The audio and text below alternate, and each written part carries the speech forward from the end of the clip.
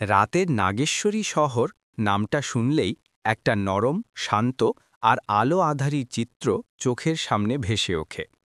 নাগেশ্বরী মানে কুড়িগ্রাম জেলার একটি শহর রাতে সাধারণত শান্ত থাকে, তবে শহরের কেন্দ্র, বাজার বা বাসস্ট্যান্ড এলাকাগুলোয় একটু আলো আলো ভাব থাকে। দোকানগুলো ধীরে ধীরে বন্ধ হয়, রাস্তার মোড়ে চায়ের দোকানে এখনও কিছু মানুষ গল্প করে, দূরে কোনো রিকশার ঘণ্টা বাজে, আর আকাশে হয়তো ঝিলমিল করে ওঠে তারার আলো।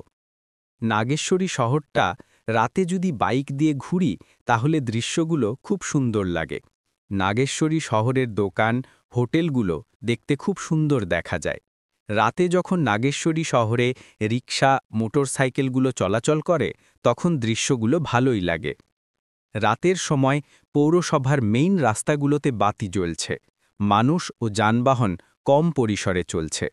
সন্ধ্যার পর একটু নিস্তব্ধ পরিবেশ দেখা যেতে পারে, দোকানপাট ধীরে ধীরে বন্ধ হয়ে যাচ্ছে, রাস্তার ধারে আলো ছড়িয়ে পড়ছে। কিছু দৃশ্যে রাস্তার ছায়া ও বাতি একসাথে মিশে সুন্দর দৃশ্য তৈরি করেছে। যদি আপনি বিশেষ করে রাতের নৈবেদ্যপূর্ণ বা আলো ছায়াযুক্ত দৃশ্য চান, যেমন ল্যাম্পপোস্টের আলোতে প্রতিফলন, নদীর ধারে সবুজ আলো, তাহলে একটু ধীর শাটার স্পিড বা দীর্ঘ এক্সপোজার ব্যবহার করতে পারেন। মোবাইল বা ক্যামেরাতে নাইট মোড থাকলে ভালো হবে।